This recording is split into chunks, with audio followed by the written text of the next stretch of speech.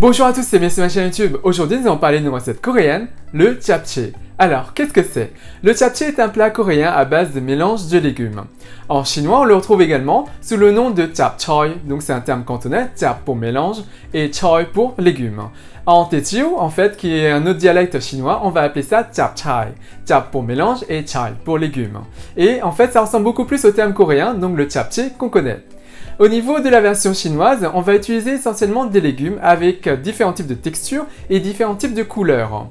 Au niveau de la version coréenne, on va également rajouter d'autres ingrédients, par exemple des vermicelles transparentes, donc les tangmyeon, les vermicelles à base de fécule de patates douces, mais également on va rajouter de l'œuf. Si vous êtes vegan, vous pouvez tout à fait ne pas mettre de l'œuf, donc c'est la couleur jaune, et également en fait de la viande. Si vous êtes vegan, vous pouvez tout à fait rajouter du tofu à la place de la viande. Et sinon, c'est un plat vraiment délicieux, très simple à faire. Et sinon, pour la recette, c'est tout de suite. Pour cette recette, vous aurez besoin de 100 g d'épinards, une carotte, 3 shiitake, un demi-poivron rouge, 2 tiges de ciboulette asiatique ou oignon nouveau, un demi-oignon. Au niveau de l'assaisonnement de l'épinard, vous aurez besoin d'une demi-cuillère à café de sel, 2 gousses d'ail, une cuillère à soupe d'huile de sésame. Vous aurez également besoin de 100 g de vermicelles à base de fécule de patates douces, les tangmyeon. Et concernant l'assaisonnement des vermicelles, vous aurez besoin de 4 cuillères à soupe de sauce de soja, 2 cuillères à soupe de sucre, 2 cuillères à soupe d'huile de sésame, une gousse d'ail, une cuillère à soupe de graines de sésame et du poivre. Vous aurez également besoin de 250 g de tofu ferme ou semi-ferme ou de la viande. Et concernant l'assaisonnement, vous aurez besoin d'une cuillère à soupe de sauce de soja, une cuillère à café de miline, une gousse d'ail, une cuillère à café d'huile de sésame, un quart de cuillère à café de poivre noir. Et sinon, vous aurez également besoin de 2 œufs. Dans un premier temps, prenez un bol et déposez-y les shiitake. On verse de l'eau bouillante dessus et on va réhydrater nos shiitake. Voilà. Ensuite, pour la ciboulette que j'ai préalablement rincée, on coupe la base et on détaille en gros tronçons. On peut également émincer sur la longueur pour que ça soit plus joli.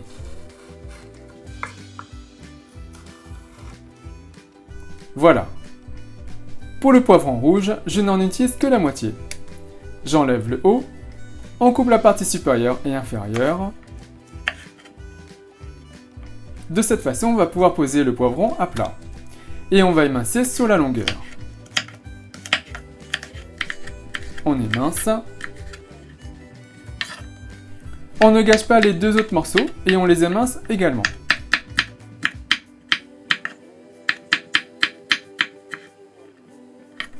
Et voilà pour notre poivron rouge. Pour la carotte, on l'épluche. Voilà. Une fois épluché, on coupe la partie supérieure et inférieure et on va détailler des lamelles en biais de façon à pouvoir avoir des lamelles bien longues. Une fois cela fait, on les aligne et on va détailler en allumettes.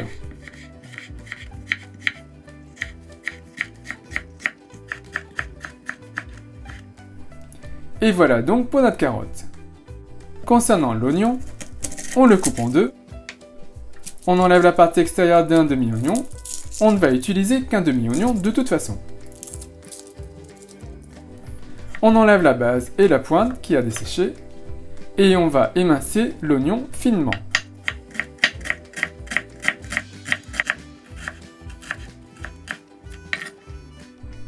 Et voilà donc pour notre oignon. Concernant l'ail, on donne des coups secs avec la lame du couteau. On enlève la base et on coupe un peu de la partie supérieure. On enlève facilement la partie extérieure. On fend la gousse en 2 et on enlève le germe si besoin. Le germe ici est bien gros. Voilà. Ensuite, on va émincer l'ail. Et on fera toutes les gousses d'ail de cette recette en même temps. Et voilà le résultat. Pour le tofu, j'utilise ici du tofu semi-ferme. Mais vous pouvez tout à fait utiliser du tofu ferme. Voilà comment ça se présente. Il y a 2 blocs dans le sachet. On va arranger un bloc au réfrigérateur en le déposant dans une boîte avec de l'eau. L'eau doit recouvrir le tofu. Et on va utiliser le second bloc. On le coupe en 2 et on va détailler des petits blocs. Si vous voulez mettre de la viande à la place du tofu, vous pouvez tout à fait rajouter par exemple du bœuf ou de cuisse de poulet. Et voilà donc pour notre tofu. On va maintenant travailler nos shiitake qui devraient être réhydratés. On essore le champignon. Celui-là est bien réhydraté. Et vous voyez le pied, on va l'enlever car il est trop dur pour être consommé. Donc, on enlève le pied et on va détailler en lamelles.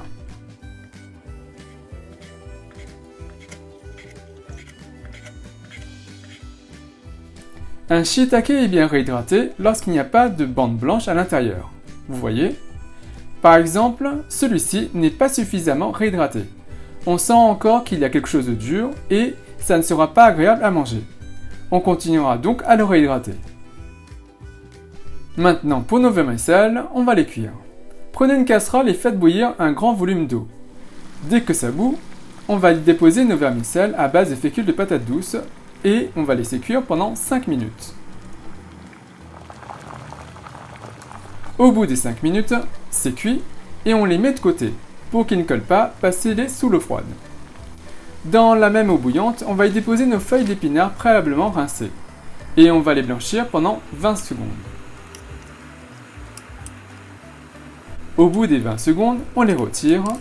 On pourra également les passer dans de l'eau glacée si besoin pour fixer la couleur et arrêter la cuisson.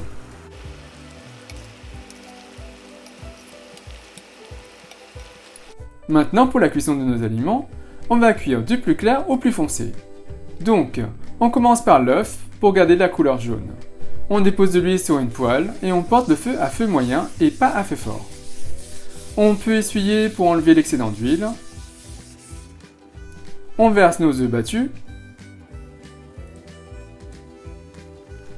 Et dès que c'est cuit d'un côté, on le retourne et on cuit de l'autre côté. On peut bien sûr cuire le blanc et le jaune séparément pour avoir deux couleurs différentes dans notre plat final.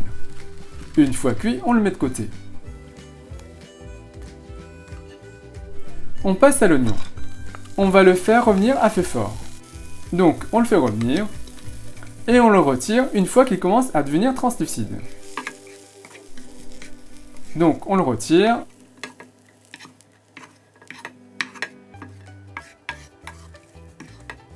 Voilà. On remet un peu d'huile et on va y déposer nos bâtonnets de carottes. On met un peu de sel et on va faire revenir nos carottes.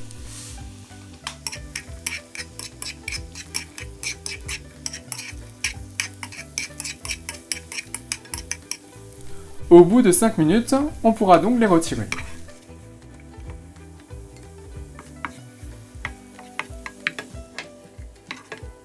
Voilà. Si vous utilisez une seule poêle, pour vous montrer, chaque aliment dépose sa couleur. On aurait fait notre omelette après les carottes, on n'aurait pas pu conserver la couleur jaune, ni le blanc des oignons d'ailleurs. On fait maintenant revenir notre ciboulette. Ici j'utilise de la ciboulette classique et pas de la ciboulette asiatique. Faire revenir les ciboulettes c'est facultatif, mais c'est mieux pour dégager les arômes. On retire la ciboulette au bout d'une minute.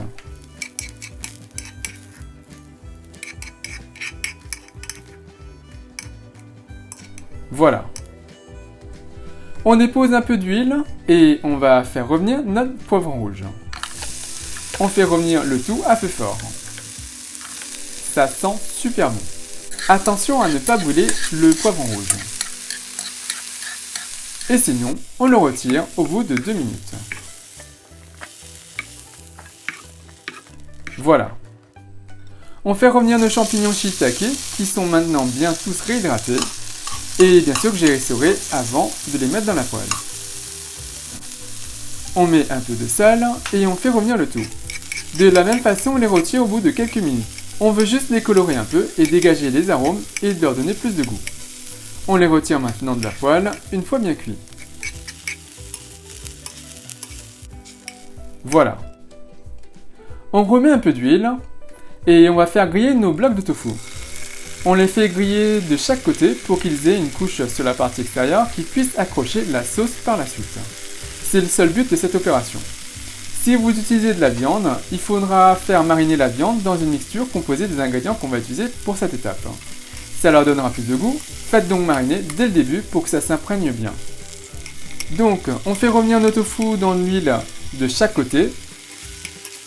Et une fois un peu grillé, on va y ajouter la sauce de soja. le mirin, l'ail, le poivre et l'huile de sésame. Et on va faire revenir le tout. On imprègne bien nos tofu de la sauce aillée et on va couper le feu. Nos blocs de tofu sont bien imprégnés, ça donne trop envie de les manger. Et on va les mettre de côté.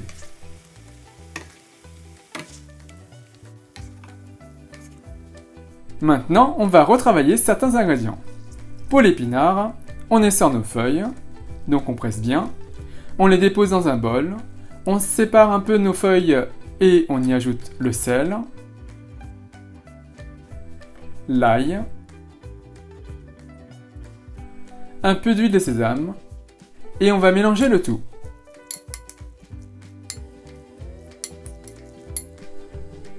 Voilà, notre épinard est prêt à être utilisé. Prenez maintenant les vermicelles et déposez-les dans un grand bol ou un saladier. Si vos vermicelles se sont amalgamées, vous pouvez tout à fait les rincer sous l'eau froide pour les séparer. On les coupe avec une paire de ciseaux pour que ça soit plus facile à les manger par la suite. On y dépose maintenant la sauce de soja, le sucre, l'huile de sésame, le poivre, l'ail et je mets tout ce qui reste. Les graines de sésame et on va mélanger le tout.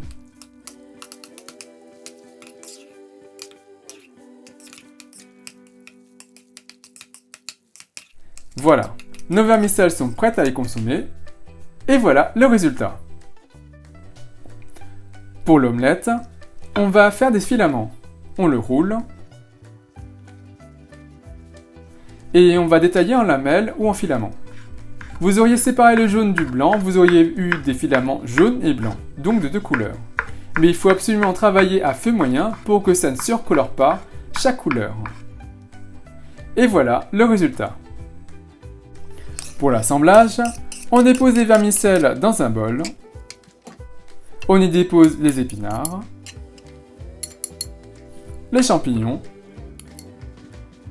l'oignon, les poivrons, la ciboulette, les carottes, le tofu ou la viande, l'œuf. On parsème de graines de sésame. Et voilà, notre japchae est prêt à être consommé. Il n'est pas beau mon japchae? Maintenant, on mélange tout. Il y a plein de couleurs. C'est super appétissant. Le japchae veut dire mélange de légumes. Donc, à la base, il n'y a pas de viande ni d'œufs.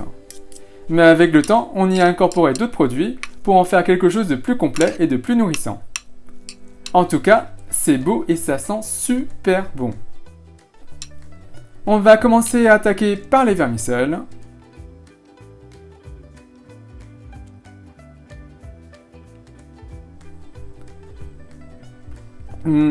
C'est trop bon. Et il me reste plus qu'à vous souhaiter une bonne dégustation. Donc voilà, j'espère que cette recette vous a plu, elle est vraiment simple à faire. Donc n'hésitez pas à réaliser du japchae en une grande quantité et à partager de très bons moments en famille avec vos amis. Et bien sûr, si vous avez cette recette, n'hésitez pas à laisser un commentaire juste en dessous, à me dire ce que vous en pensez. Et avant de finir, je tenais bien sûr à vous souhaiter de passer une très bonne année chinoise à tous ceux et celles qui fêtent cette nouvelle année chinoise sous le signe du rat. Et bien sûr, comme d'habitude, si vous avez apprécié cette recette, si vous avez apprécié cette vidéo, n'hésitez pas à faire un big thumbs up, à liker la vidéo, à la partager autour de vous, à vous abonner à ma chaîne YouTube, à me suivre sur compte Twitter, Instagram et Facebook. Et moi je vous dis à très bientôt. Bye!